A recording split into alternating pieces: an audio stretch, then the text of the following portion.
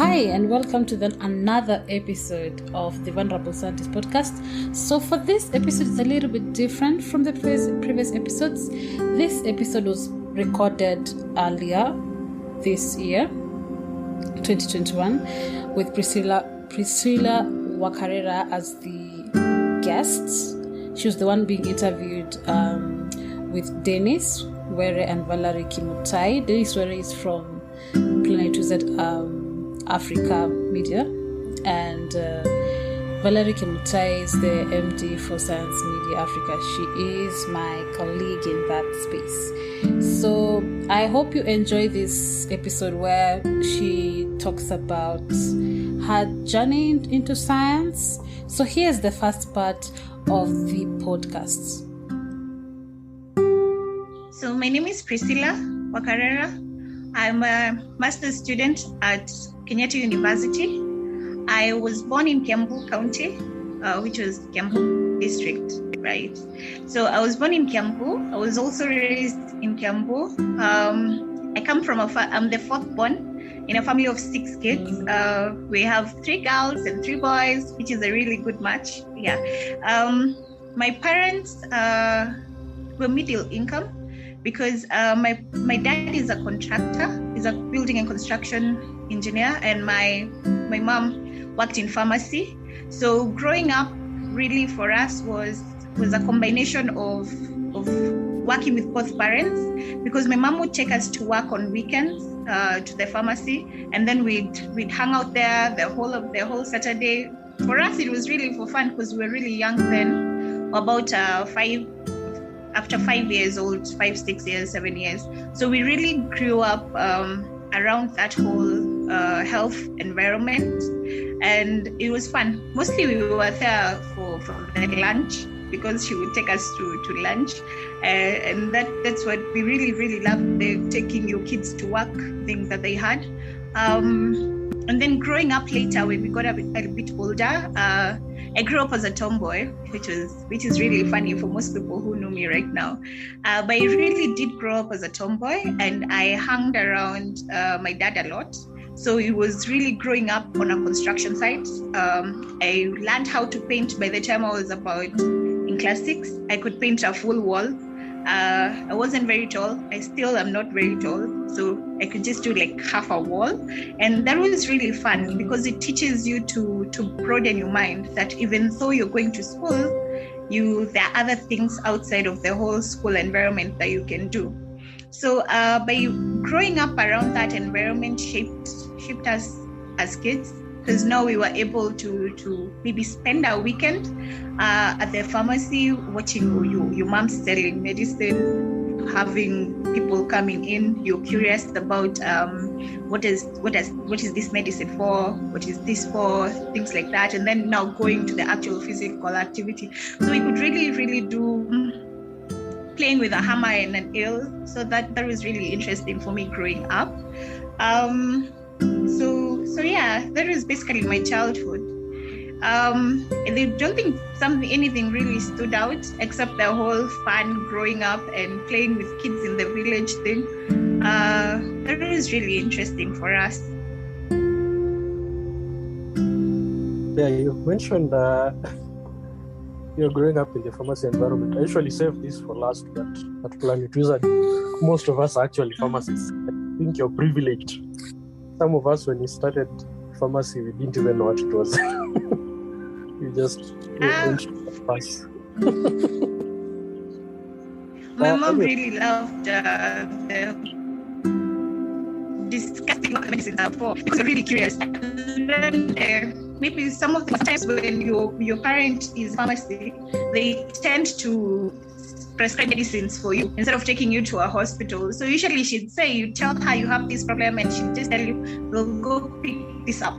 So as we were growing up, coming up, we kind of had the whole idea of if I have a headache, I can get this over the counter. So we had an idea of what type of medicine you can get over the counter, and maybe what type of medicines you cannot get over the counter, and also the whole spectrum of learning different ailments. Yeah, basically at a very young age. So you grew up very healthy as well. very healthy. Well, for a long time, I wasn't really a sick child. There was a small period where I was a little bit of a sick child, but that, I think somebody said, as a joke, someone said that the second I gained a bit of weight, because I grew up a bit chubby, I didn't get sick anymore. So it has really worked until we got a bit older. So that really worked for us, yeah. And there's anecdotal evidence that when you have more weight, it means your immune system is getting better. Because if you look at places like a big clinic, the people go there usually underweight. Yeah, but so anecdotal evidence is not very serious. But there's also that aspect of being active as a child. We have noticed something sometimes when you're at work. The ladies who are active growing up, they really take initiative at work, and it shows, and the employers notice. But having a culture where boys are, they don't take part in housework, they wait for the food to get cooked and things like that. They don't do housework. It affects their thinking later because they're not very proactive. So I think maybe we should be thinking how we raise our kids. I think so, but I also think genetics have a lot to do with whether your children are going to be chubby or they're going to be on the lighter side.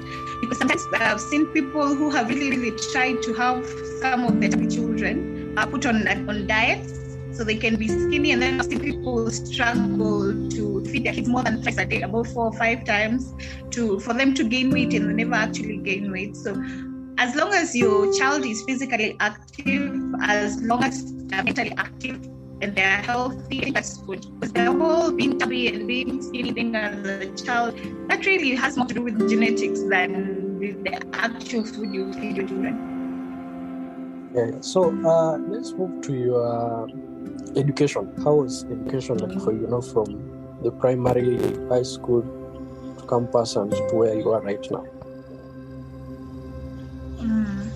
So I started primary school at Upper Hill Academy, the whole 8-year primary school.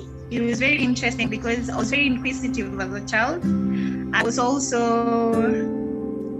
confident by then. I was very confident, so I really used to be the students in school who used to ask a lot of questions in class. I wasn't a teacher's pet because teachers don't really like students that question too much. We would read ahead. I would be the type of kids that read ahead before the teacher comes into class, and then just before the teacher starts teaching, I would ask questions. So I would understand why the teacher would find that very annoying now as an adult, but really I was just that child in school. I was a head girl in primary school. I was very disciplined. Yeah, it coming from me. They actually put it on my certificate, so it cannot be false. So primary school for me was a developmental stage because it involved mostly interacting with other students. This is where you learn how to relate with other people from different backgrounds, people who are not really from your culture. And then it was a school in the metropolitan, so now you're able to relate with children who have come from very different backgrounds, people who have come from very different cultures, and it teaches you how to relate later in life when you actually meet people that you're not familiar with. It teaches you how to interact with them. It hones your networking skills as well, because you're able to assess situations and tell that this person can be my friend and this person can be beneficial to me in terms of schoolwork, in terms of career later on. So that was primary school for me. I was very active. I was in Bible club. I went on school trips a lot, especially for the drama festivals. I was in the music festivals at the primary level. And this actually grew up on me. I think the most memorable thing for me in primary school, schooling at Upper Hill, was my group of friends, because I had a group of friends where we were just 3 of us. We were really close. 3 ladies, very close. We were all light-skinned, which was really a coincidence, really. And then we would hang out a lot. Studying, we had discussion groups. We would form drama groups. And coincidentally, when we finished our class 8 and we had to go to high school, we were actually accepted at the same school. So we'd filled different schools. Everybody had their preference, but coincidentally, the one school that we'd selected together was where we actually went to high school. So I went to high school at the Meriliki Girls School in Lower Kabete. The school was very strict, very religious. The timetables were so strict. We used to wake up by 4:30, we go to bed at 11:30, and that really trains you to be resilient. Growing up, especially in high school, I was really into the languages. I was also into the art. So I really, really loved history lessons. I think to a point where by the time we were coming out of school, we'd come up with a few clubs. I founded the Law Club at the Meriliki Girls. I'm not very sure that they still have it. I hope it's still there. But with the Law Club, what we would do, we would organize for new recruits and students who were in the program, who would be out and have days where they are in active court session, and then also for have lawyers come into the school, teach them about the law. And then it was around when I was in high school, it was just before we got the new constitution. So there was a lot of talk about constitution and learning the law at that time. So that's when my interest was very, very high. And as I grew on that, and as I also grew into the arts and into the languages, I was also drawn into sciences because I had a really nice biology teacher. And so that there was like a balance, because so I balanced my arts and my sciences. So I was really interested on both of them in high school. The school was really strict in terms of morals, and I think that has carried on for most people who have left the school, most of the alumni that we have. And even for the friends that actually went to with high school, you get there, you go to actually the same class coincidentally, and you realize that as people are growing, you grow into different people. So I think by the time we left high school, we came into high school, we were very similar. By the time we left high school, everybody had their own mind, everybody had their own interests, and we explored them. We had one of them going into engineering, so I went into sciences, and the other one went into teaching. So that was like where everybody diversifies. So for me, high school is really strong in laying the foundation for your future, how you're going to develop later on. And the Meriliki Girls was really perfect for me in terms of growth and development in that sense, and the sense of it now. That was quite the journey. Yeah. Can we move on to now the campus stage? Because that's usually so critical for the youth. So after high school, you're tasked with the choice of deciding what type of course you're going to be doing for your undergraduate. And for me, it wasn't a very easy decision, because growing up, like I stated before, everybody knew that I had an interest in law, and everybody expected that because she talks about the law so much and she has founded a club on the law and everything, automatically she would choose a path that would lead in that direction. And I really took on it.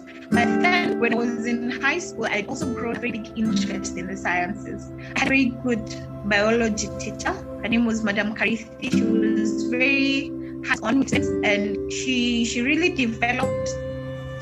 grew an interest in me on sciences and discovering how biology works, basically. So in high school, taking you back. So in high school, I actually participated in a bit of science congress. I did a few science symposiums as well. So we would organize for science symposiums at the Alliance Girls School or at the Alliance Boys School, where we'd have different students coming in from different schools and discussing just science and maths at the science and maths symposium. So that was very, very interesting for me, and it really had a big bearing on my decision when I was going into campus. So around the same time, still in high school, I was part of the Science Congress at different levels. Eventually, we were able to get to national level for about four times since I was in Form 2. So I never actually won at the national levels, but the fact that we actually got there was really motivational. And coming up with a project from scratch and having the ability to present it to people who were outside of the classroom, it really helped us into being confident in the science field. And I remember at some point, I think at the last science congress that I went to, we had students from the Alliance Girls High School win it. And I remember very well that the project was on, they had developed, I don't actually remember what exactly they were using, but they had developed a treatment for hypertension. And I thought that was very interesting. And I remember going up to the girls after they had won to congratulate them and also find out how they were able to come up with such a good project. And talking to them, they told me that they'd actually gotten the idea from an undergraduate student who was at the UON, who used to come in and teach them part-time on weekends at the Alliance Girls. And he'd actually introduced them to that type of a project because he was also doing biotech. So I remember asking myself, I didn't really know what biotech was by then. And then after we cleared high school and I was dead set on doing something that was science related, I found that biotech really suited with my character. It was really good for my passion, because for me, my choice in doing a Bachelor of Science in Biotechnology was really based on the fact that I'm very curious. Because what biotechnology does, it answers your questions and it also gives solutions.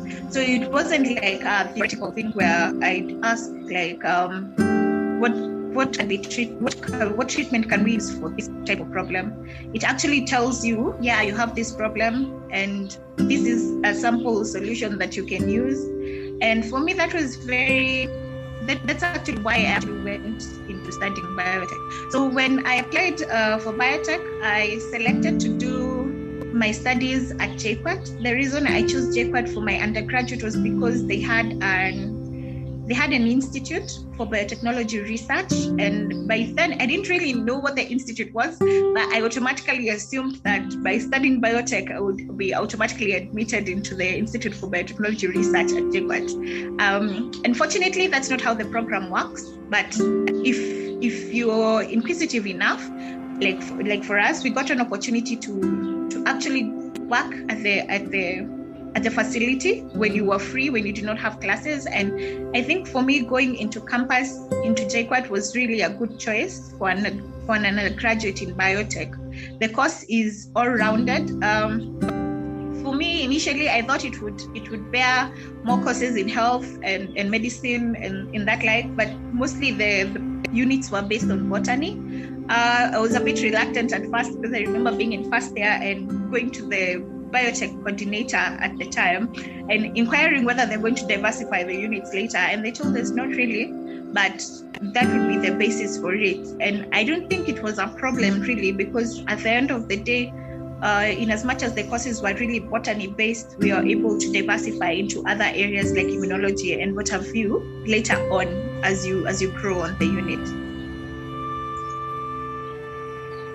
And you also know that plants are where medicine comes from these days. Yeah, so, definitely. Yeah, when you talk about treatment, you talk about drugs. That's why all researchers are focusing on basically plants these days. Yeah, so and basically most everything is plant-based. Yeah, it is healthier, so that's where we are all related. But going in, and I'm very sure most people in the first year would feel this way, going into campus with the notion that I want to study biotechnology because I'm interested in immunology, and then you get there and every single unit was on plant and identifying this type of plant and going to forest and this type of thing. We were a bit reluctant because I think we hadn't really grown on it. We didn't really understand that was the basis for it. After a while, you understand it and it works out. So I think a little patience helps, especially when you're starting out in campus, because it's always not very clear how it's going to end. So what about the postgraduate field? Okay, before I go into postgraduate, for undergraduate, I think the one thing that students in undergraduate should really be focused on is trusting the whole process and trusting that every single unit that you get given you as you're beginning your unit, it will always pan out to something. Because I remember we had a few people, we had a lot of people. We actually had over half of our group drop out after our first year because they felt that it wasn't really what they were looking for. And then later on, for us to proceed with the course and realize that it actually was what we had imagined it to be at the time. Because after the first year, we had people drop out. Either some of them failed, but some of them felt that they were not comfortable with how the units were being arranged. Yeah? So by the time when we went into first year, our class had about 16 people, which was a low number, but it had a good gender balance by then because we were 8 ladies and 8 gents.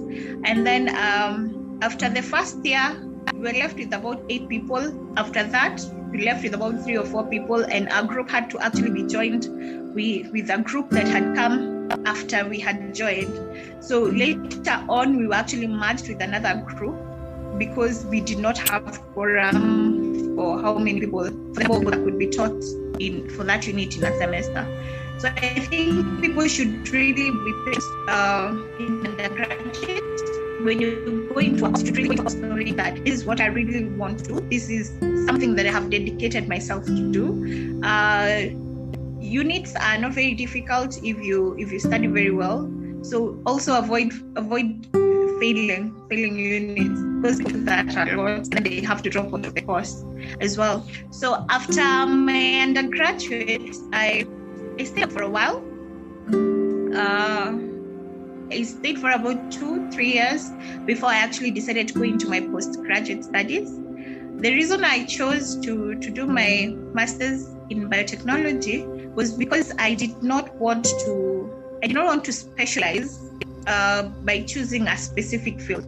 Like when you've come from a bachelor's of science in biotechnology, you have background in almost all the disciplines of science because you're well versed in biochemistry, you're well versed in the physical chemistry, in organic chemistry, you have very good background on immunology, on molecular biology, on microbiology, on phytology. You have all this background on all these other disciplines.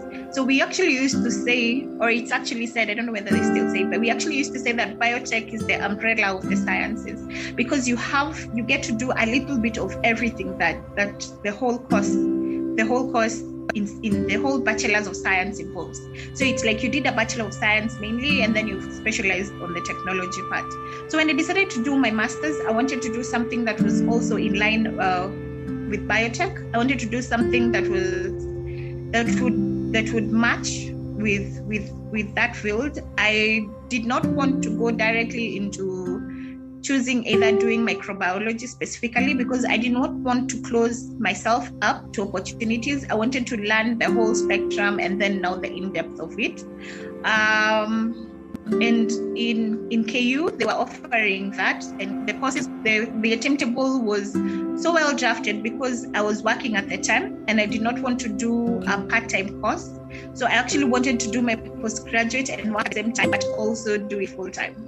So when I actually explored some of the timetables in the universities around, my choices were University of Nairobi, KU, and JKUAT. Those were really the universities. And why I chose KU is because the timetable was very flexible. Graduate school is structured such that people are able to manage their work at the same time and also either focus on their families for people in families or at the same time focus on their job. So that's why I actually chose to do it at KU. And for me, going into the program was good because the course took 2 semesters, which is really fast tracked.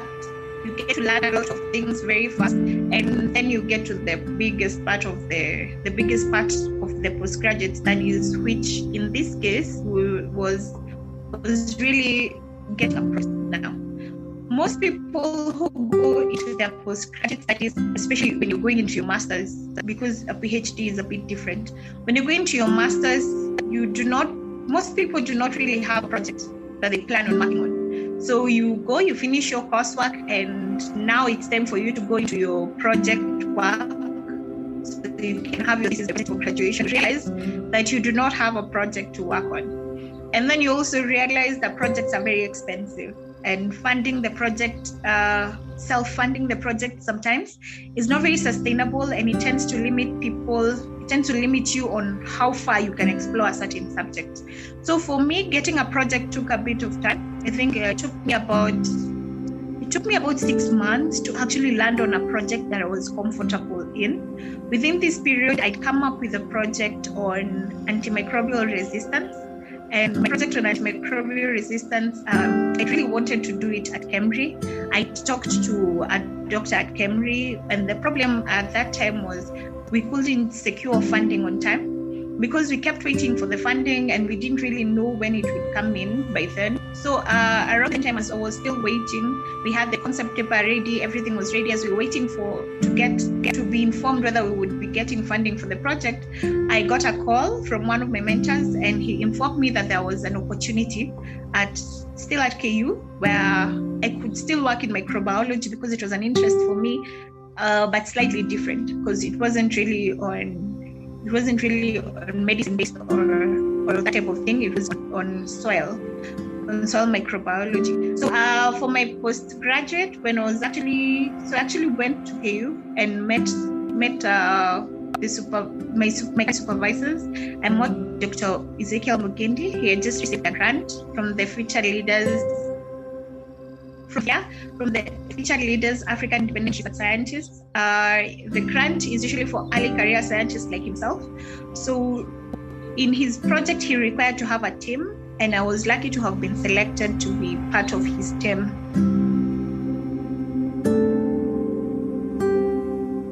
You've mentioned about mentorship, and I would like us to explore more a bit, the role that mentors have played in your journey in science, and whether you do some mentoring yourself.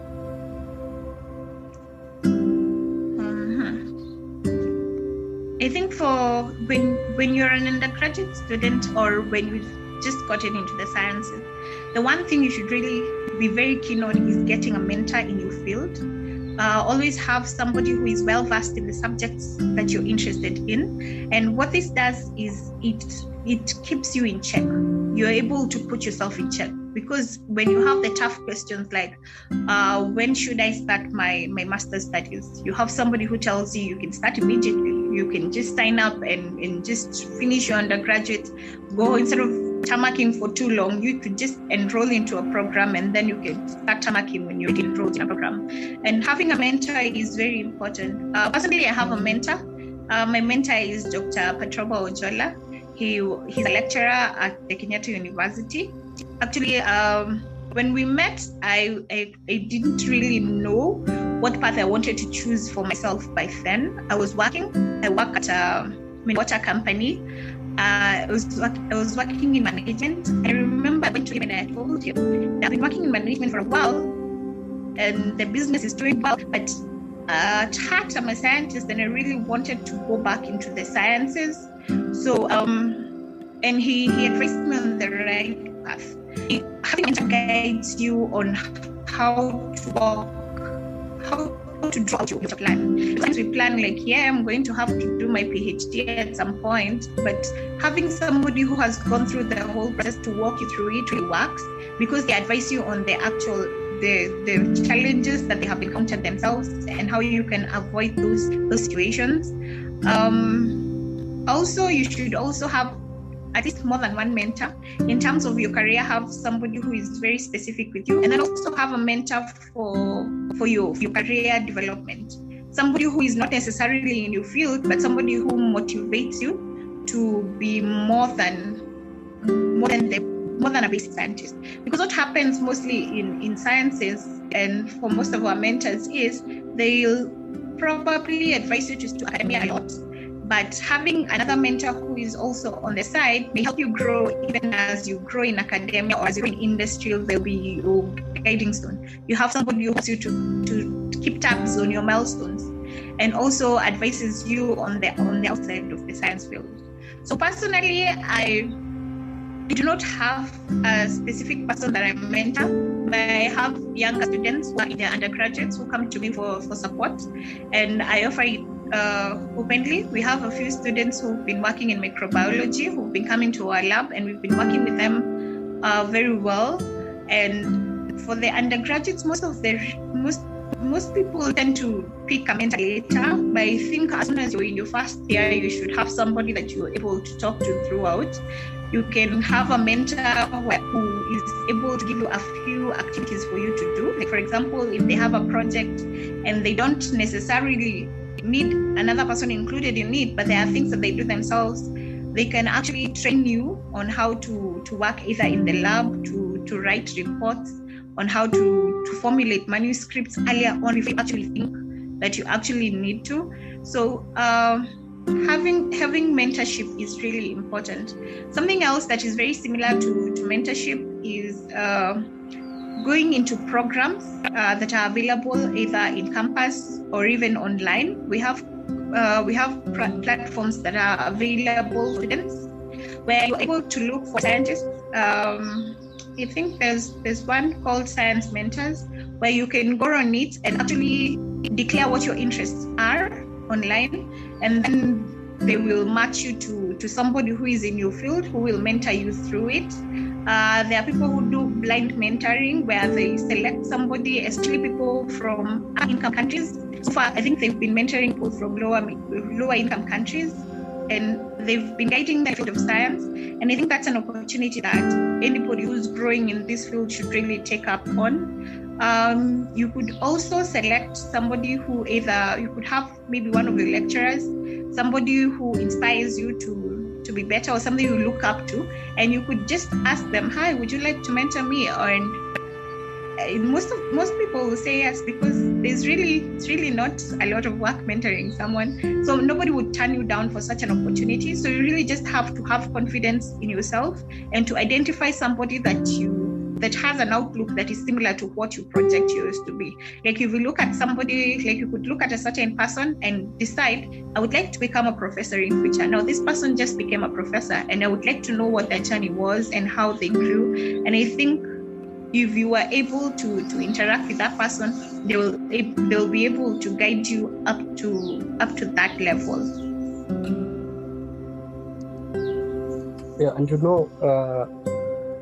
perhaps as we talk about mentorship, we can also talk about mental health, because it's such a big topic these days among the youth.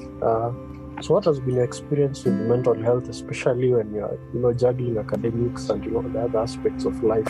And what tips do you give to a young person on how to best maintain their mental health?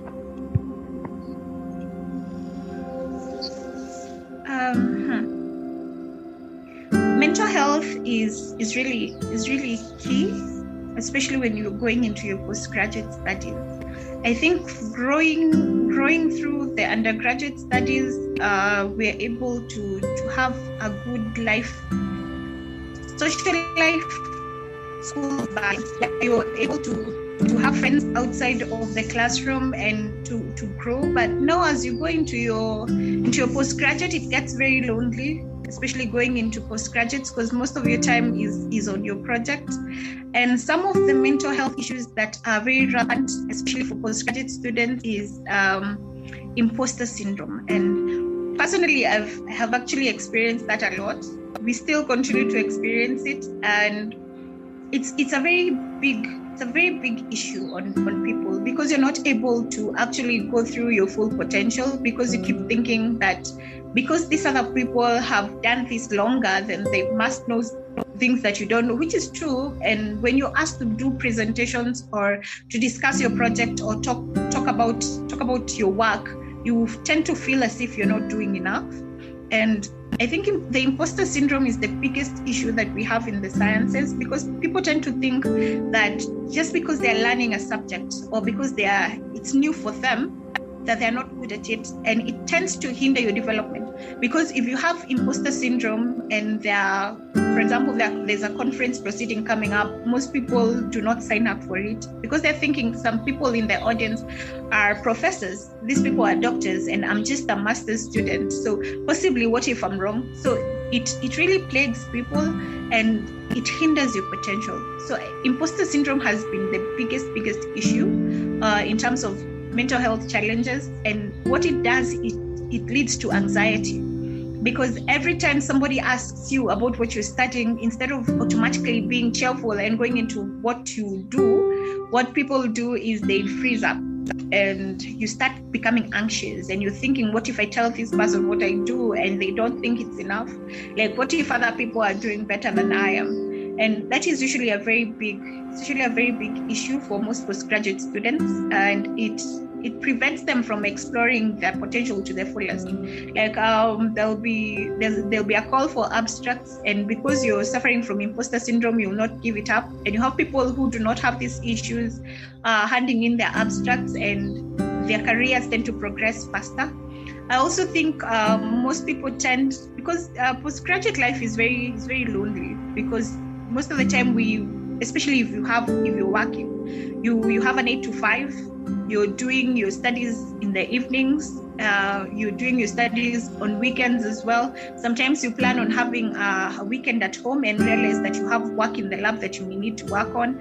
And this takes away your time with interacting with other people. And it has led to very many cases of depression, which is very sad, because we've seen people mostly in the labs who have a clockwise. This person comes in at 7 a.m., they leave at 9 p.m. Even when we have curfew, they're leaving at 9:30. And then tomorrow morning, they'll be there at 7 a.m. And then they've built their whole life just around that lab. So if anything doesn't work out in the lab, it crushes them. And these people go into depression. And I think that something should be done about it, especially for institutions. Like, for example, when you're having units, they should have a wellness unit where students can be trained on how to function under high pressure, how to function in such environments, how to overcome things like imposter syndrome, how to control your anxiety, how to determine when you need to see a therapist, when you actually need to see to have a psych evaluation done. And people should be keen on observing themselves. Like, if you realize that you're feeling low too often, there's always people to call out to your colleagues, talk to them, tell them how you're feeling. You're not very comfortable. We have venues where you call. For example, there's been a public service announcement, because we've been having too many cases of people slipping into depression. You can go to Kenyan hospital, and this is very good for students who are below 25 years old, because when you go to KNH and sign up, you can get free therapy for anybody who is under 25 years old. You can have therapy for cheap, for like 500 bob or 600 shillings at the very hospital, and they'll have a very assessment and give you support. And if you just need somebody to talk to, you always do. And this is where having a mentor comes in, because this person has gone through the whole cycle. Like, they've been exactly where you were at that particular time. And mostly what happens is when you're overburdened with a lot of work and you do not know how to proceed, talking about it helps you, because you're talking to somebody who has gone through the same thing. You're talking to somebody who has been at that particular point before, and they can guide you into how to get out of it. So I think students, and also any scientists, and especially the early career ones who take on a lot of projects at the same time, who even have a lot of students that they're mentoring at the same time, should really just reach out and talk to somebody and maybe have an evaluation done, because our mental health is more important than anything. You cannot become a scientist if you're not able to control, if you're not in control of your own thoughts, and you're not in control of your own mental state. Having a good mental health is just as important as having good physical health. And that's the problem, because people tend to prioritize making sure that they don't have bad physical health, and they tend to neglect the mental health. But that point about that wellness unit is a very strong point, because I've always believed university should prepare people for life. But what they do is give people a lot of academic information, and it's so one-sided because life is more than academics. So I hope one day such a project can be started. A project that would be so well inclusive, that how they have life skills and entrepreneurship as a unit that's common to everybody. I think they should have a mental health unit, so that even people can be able to do their self-assessment. Because most people in campus will tell you, I just feel lazy, I don't feel like doing anything, and the whole time they don't realize that they've slipped into a form of depression where they do not have the energy to actually go out and do things. Very true. The other big thing that the youth face is actually, getting a job. So you could talk to us about how you got your first job and subsequent jobs. So after graduating, everybody is usually very happy, because you're thinking, I'll probably have a job. They'll probably be paying 5-figure at least, just before you go into 6 figures, and that's the dream that we're sold. Because when you're going to campus and you're leaving, it's all happy. You finished your undergraduate, automatically you're going to get a job in your field and you're going to excel in it, and that's the idea that we have. But unfortunately, and this is very unfortunate because this is very common in Kenya, once you graduate in the sciences, you realize that the opportunities are very few. You apply to jobs and realize that people want people who've done postgraduate studies. Like every single job that interests you requires you to have at least a master's degree or even a PhD. And that's a very big issue for Kenyans right now.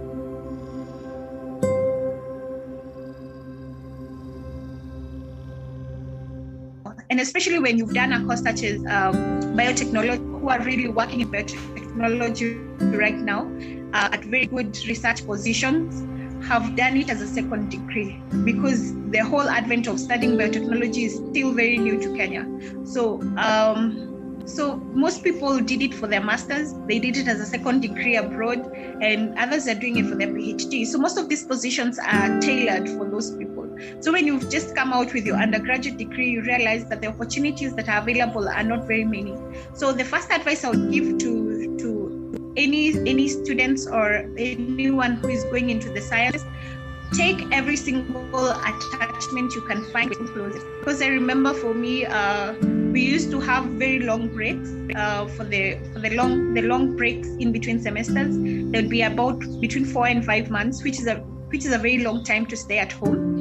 And instead of staying home, I would apply at different institutions where I could go and volunteer as an attachee. And I applied. I remember my first attachment was at Calro, the Potato Research Institute in Limuru, and I went there for about 3 months. And I remember it was very involving because I actually got an introduction into virology. I got into a project that was working on viruses that affect potatoes, and it was very new for me, because even at that time, by the time I got that attachment, we hadn't really covered virology as a unit in campus. So by the time that I actually went back to campus and we were covering that unit, I actually had background on it. Like the lecturer would be teaching it and I could relate directly from what we were doing before. So take any attachment. Most of these government institutions may not give you a stipend for an attachment, but if you can get somewhere that is convenient for you, take those attachments. I was also, I think about around in my third year, on one of those long breaks, I went to the Kenya Forestry Service. It's interesting because when I actually got attached at the Kenya Forestry Service, I actually thought that they would send me to the lab, because like I'd been at Calro, and I thought they would send me to a lab where we'd be working on trees or something. That's the idea that I had. So after I got attached there, they sent me to a unit and I worked in the office for a while. Kept waiting, kept nagging the HR that I actually wanted to do something more. And I remember they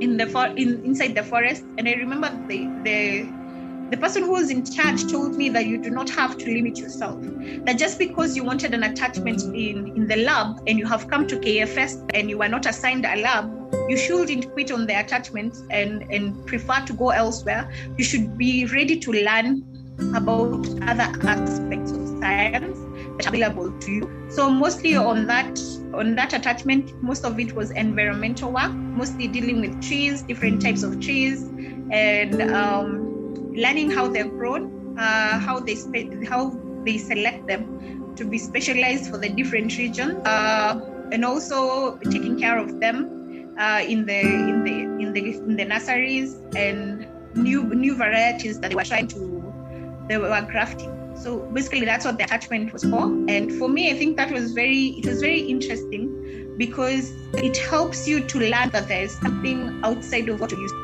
Because it wasn't lab work, it was field work. And it teaches you to be resilient.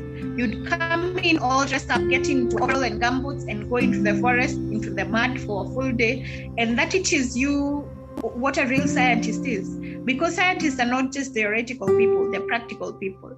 At some point, they're going to need you to actually step out of your comfort zone and go into areas that are not theoretical, that you're not just coming up with formulas and doing a bit of lab work here and there, that you're going to have to go out there and the project that you're working on. So after that, I got an internship at Calro at the Horticulture Research Institute in Kandara, Muranga.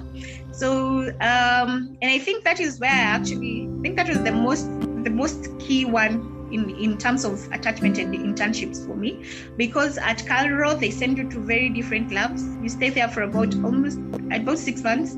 So they send you to different labs and you're able to work in those labs hands-on. Like for example, if you go, my favorite lab at Calro was on nematode research.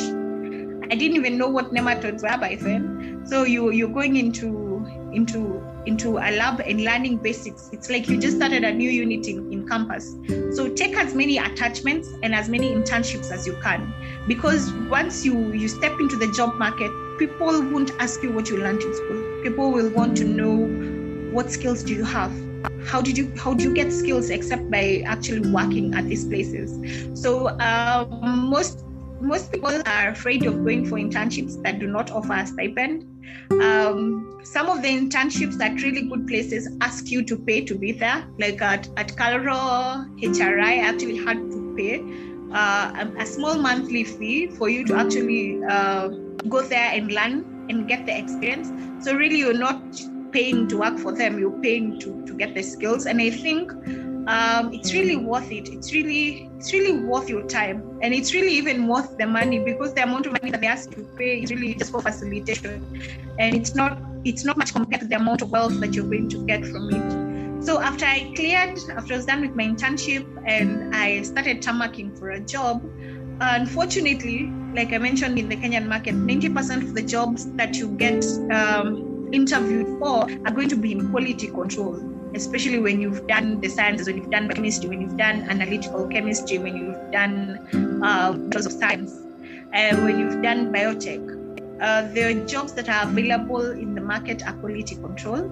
And to be very honest, quality control jobs currently do not pay very well. So it's actually very disappointing for most people. It's a bit disheartening for people who had gone out thinking, no, I'm a graduate, I'm going to get a good job, I'm going to buy a car, and I'm going to have a 6-figure salary interview.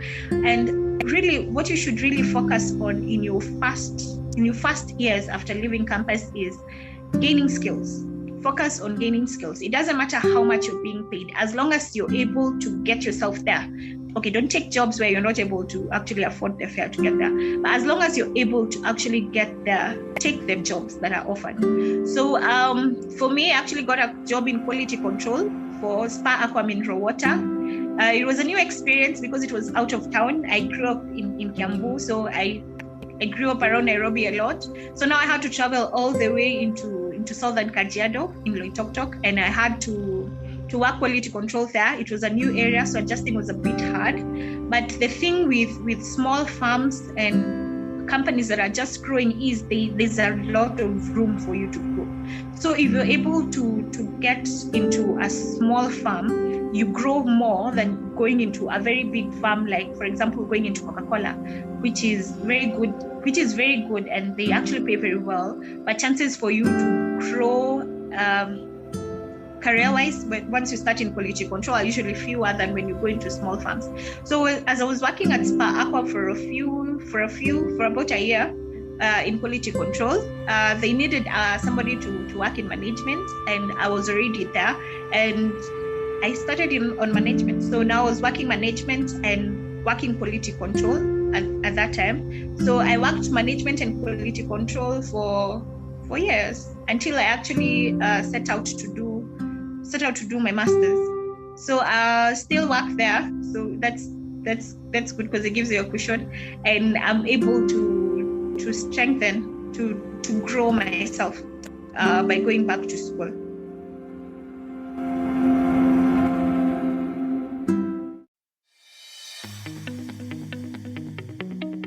Do you want to start your own podcast?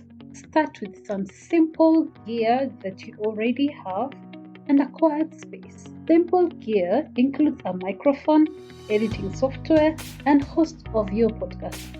Simple microphones include the ones on your phones and computers, or a simple recorder, which you can upgrade later. For the editing software, I use Audacity, which is free and simple to use.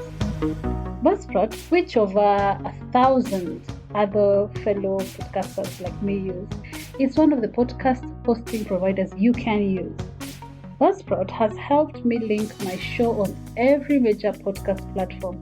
With the endless number and regularly updated tutorials and good customer service support Buzzsprout offers, my podcasting journey has been made easy.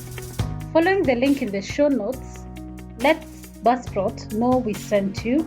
Gets you a $20 Amazon gift card if you sign up for a paid plan, and helps support our show.